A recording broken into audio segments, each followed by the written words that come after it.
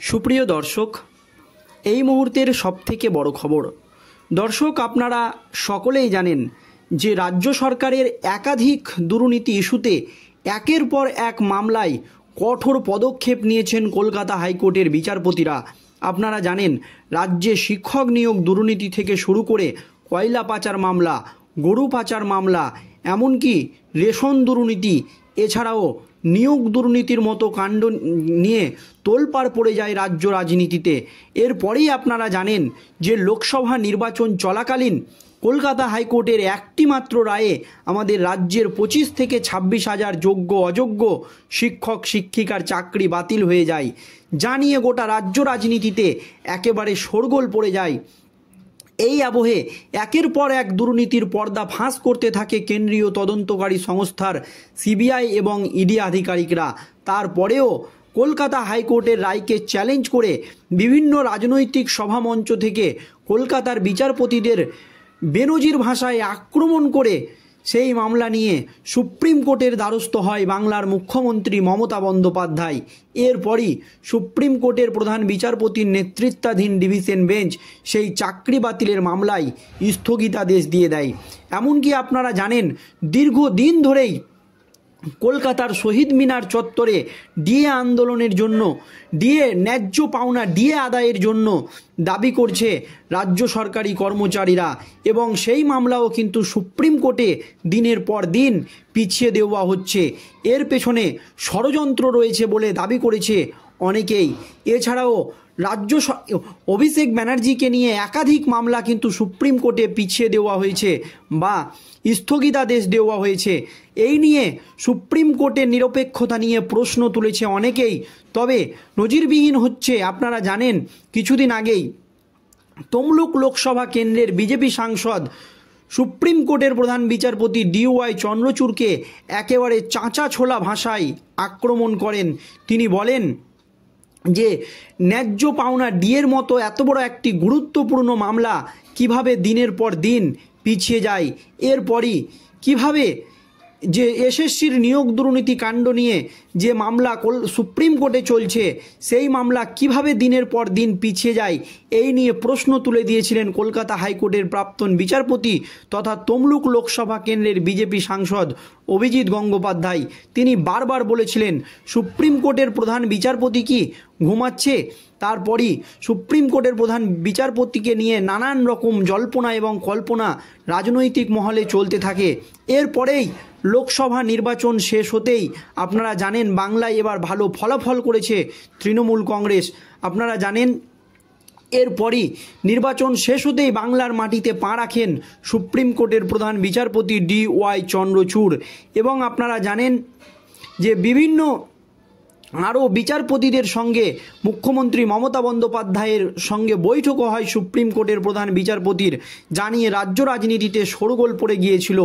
এরপরেও এবার কিন্তু চাপে পড়ে হোক বা যার কারণেই হোক রাজ্য সরকারের বিরুদ্ধে একেবারে কঠোর পদক্ষেপ নিল সুপ্রিম কোর্ট, জানিয়ে স্বস্তি বিরোধী শিবিরে। কি হয়েছে দেখুন। ওবিসির শংসাপত্র মামলায় নোটিশ জারি করল শীর্ষ আদালত। শেষ পর্যন্ত ওবিসির শংসাপত্র যে মামলা, সেই মামলায় কিন্তু নোটিশ জারি করল শীর্ষ আদালত। হাইকোর্টের নির্দেশে বাতিল হয়েছিল রাজ্যের প্রায় 12 লাখ ওবিসির শংসাপত্র। সেই নির্দেশকে চ্যালেঞ্জ করে মামলা হয় সুপ্রিম কোর্টে। কারণ আপনারা জানেন একের পর এক মামলায়, রাজ্য সরকারের মামলায় সুপ্রিম কোর্টের বিচারপতিরা কিন্তু স্থগিতাদেশ দিয়েছে একের পর এক মামলায়। তবে এই মামলাতেও অনেকেই মনে করছিল, হয়তো রাজ্য সরকার মনে করছিল যে সুপ্রিম কোর্টের বিচারপতিরা স্থগিতাদেশ দিয়ে দিবে। তবে শীর্ষ আদালত সেই মামলার কিন্তু প্রথম শুনানি ছিল শীর্ষ আদালতে। সুপ্রিম কোর্টের প্রধান বিচারপতি DY চন্দ্রচূড়ের বেঞ্চে সোমবার ওবিসি তালিকাভুক্ত 77টি সম্প্রদায়ের বিষয়ে রাজ্য সরকারের কাছে হলফনামা তলব করেছে। এই 77টি সম্প্রদায়ের বিষয় নিয়ে একেবারে হলফনামা তলব করেছে সুপ্রিম কোর্টের প্রধান বিচারপতি এবং কলকাতা হাইকোর্টের যে রায় সেই রায়ে কিন্তু স্থগিতাদেশ দেয়নি। কলকাতা হাইকোর্টের যে রায় সেই রায়ই কিন্তু বহাল রেখেছেন। তবে শীর্ষ আদালতের নির্দেশে 1 সপ্তাহের মধ্যে ব্যাখ্যাসহ হলফনামা দিতে বলা হয়েছে রাজ্যকে। মাত্র 7 দিন সময় বেঁধে দেওয়া হয়েছে বা 7 দিনের ডেডলাইন কিন্তু বেঁধে দেওয়া হয়েছে রাজ্য সরকারকে, যে শীর্ষ আদালতের একেবারে কড়া নির্দেশ, মাত্র 1 সপ্তাহের মধ্যে ব্যাখ্যাসহ হলফনামা দিতে হবে পশ্চিমবঙ্গ সরকারকে, এক কথায় মমতা সরকারকে। রাজ্যের বক্তব্য জানার পর আগামী সপ্তাহে শুক্রবার এই মামলার পরবর্তী শুনানি হবে সুপ্রিম কোর্টে, এমনই নির্দেশ। তবে ওবিসি তালিকাভুক্ত ওই 77টি সম্প্রদায় নিয়ে কী ধরনের সমীক্ষা করা হয়েছিল তা শীর্ষ আদালতে জমা দেওয়া হলফনামায় উল্লেখ করতে হবে রাজ্যকে। পাশাপাশি রাজ্যের অনগ্রসর শ্রেণীভুক্ত কমিশনের সঙ্গে রাজ্যের কোনো আলোচনা হয়েছিল কিনা সেই কথাও জানাতে হবে হলফনামায়। সোমবার রাজ্যের তরফে হাইকোর্টের নির্দেশের ওপর স্থগিতাদেশ চাওয়া হয়েছিল, কিন্তু সুপ্রিম কোর্টের প্রধান বিচারপতি সোমবার শুনানি পর্বে কোনো স্থগিতাদেশ দেয়নি হাইকোর্টের নির্দেশের ওপরে, এবং হাইকোর্টের যে নির্দেশ সেই নির্দেশই কিন্তু বহাল রেখেছে। আগামী সপ্তাহের শুনানিতে স্থগিতাদেশের আবেদন শোনা হবে বলে জানিয়েছেন সুপ্রিম কোর্টের প্রধান বিচারপতি DY চন্দ্রচূড়। রাজ্য সরকার কেন এই মামলায় স্থগিতাদেশের জন্য দাবি করছেন সেই দাবি কিন্তু আগামী সপ্তাহে শুনবেন বলে জানিয়েছেন সুপ্রিম কোর্টের প্রধান বিচারপতি DY চন্দ্রচূড়। দর্শক, উল্লেখ্য 2010 সালের পর যে ওবিসি শংসাপত্রগুলি তৈরি হয়েছিল সেগুলি আইন না মেনেই তৈরি হয়েছিল বলে অভিযোগ উঠেছিল। সেই নিয়ে মামলা হয় কলকাতা হাইকোর্টে। গত 22 মে হাইকোর্টের বিচারপতি রাজাশেখর মান্থা এবং বিচারপতি তপব্রত চক্রবর্তীর ডিভিশন বেঞ্চ নির্দেশ দিয়েছিল 2010 সালের পর তৈরি হওয়া সব ওবিসি শংসাপত্র বাতিলের জন্য। কারণ এই ওবিসি সার্টিফিকেট দিতে গিয়ে এখানে ব্যাপক দুর্নীতি হয়েছে বলে জানিয়েছিলেন কলকাতা হাইকোর্টের বিচারপতিরা। তাই তারা রাজ্যের প্রায় 12 লক্ষ ওবিসি শংসাপত্রকে বাতিল করে দিয়েছিল। এই আবহে উল্লেখ্য হাইকোর্টের ওই নির্দেশের ফলে রাজ্যে প্রায় 2010 সালের পর ইস্যু হওয়া প্রায় 12 লাখ ওবিসি শংসাপত্র বাতিল হয়ে গিয়েছে। উচ্চ আদালত জানিয়েছিল কোনো চাকরি সংরক্ষণের ক্ষেত্রে বা অন্য কোনো সংরক্ষণের ক্ষেত্রে এই শংসাপত্র ব্যবহার করা যাবে না।